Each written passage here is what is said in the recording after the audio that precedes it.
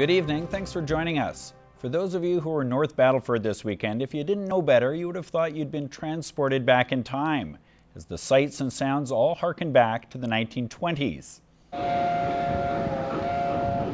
The Western Development Museum put on its Those Were the Days celebration, a chance for people of all ages to experience a simpler, more rugged time. We have a lot of seniors. They remember how everything was done back in the old days, but you'll notice we have a lot of families around, a lot of young children. It's an event for all ages. The festival featured everything from classic cars to a dog show, but for many, the opportunity to learn about near-forgotten crafts, like working as a blacksmith, was the highlight. It's always fun. Always people are interested. The blacksmith shop banging and making noise and smoke, people are always interested in coming in and figuring out what we're doing.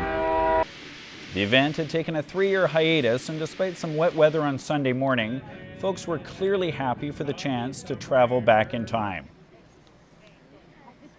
An excellent crowd. Yesterday was just wonderful. I think people are a little bit slower this morning. It's raining out, they're not sure, but people are coming in. We had over 300 for the pancake breakfast, so that's wonderful. Mother Nature wasn't doing any favors for the Vandals yesterday afternoon. The rain and winds picked up just in time for kickoff, but the conditions didn't seem to affect the defending champs as they were hosting the 2-5 Edmonton Stallions in the quarterfinal action. Early first cue, Vandals knocking on the doorstep. Jared Velo hands off to Sean Brown. He bulldozes his way across the goal line. Vandals in front 7-zip. The rain started to really come down later in the queue. Mike Oakley flushed from the pocket. Alex Parado tracks him down, picking up the sack. The Vandals defense wreaking havoc all day on the Stallions. In the second, Oakley dumps the ball off to Jordan Heathcote. Lathan Ford sends him head over heels with the hit. Still in the second, Jared Velo pulls it down and takes off, evading tackles and picking up some blocks like this one. Boom. That's right, Vandals. That's a big hit. They led 10-0 at the break. As the game went on, our camera lens got even foggier. The Vandals put the game away here. Jared Velo to Brown. He plows his way in. Vandals blank the Stallions 30-0 and are now one step closer to the ultimate goal, another AFL title. But in order for the Vandals to not only win back-to-back championships, let alone make it to the AFL final, they will have to go through the Calgary Wolfpack on the road. In the Vandals' 8-year history, the club has never beaten the Pack. They will look to change all of that next Saturday. The first half, everything was just drenched, and I know it was hard for Jared to hold on to the ball, and there was a bit of complaining there, but you know, I was actually putting up 10 points in that torrential downpour. Was pretty good, I guess you could say. Really, our pass game is where it's at for us right now.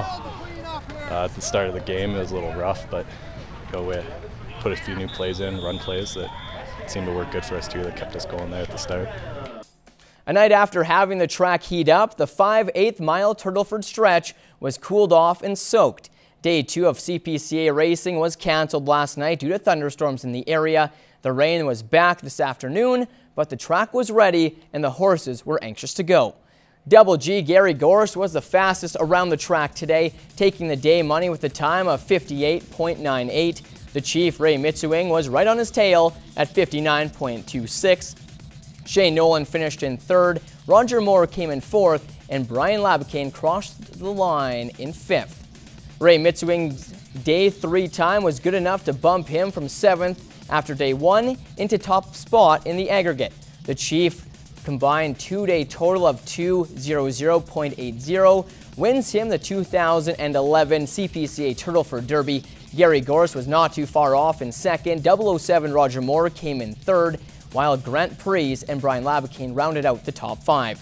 The CPCA will now take their wagons to Saskatoon next weekend for the Prairie Racing Series final. The votes are in and the NSRBL Most Valuable Player has been named. Wilkie Brewers' Russ Nielsen is taking home this year's MVP hardware.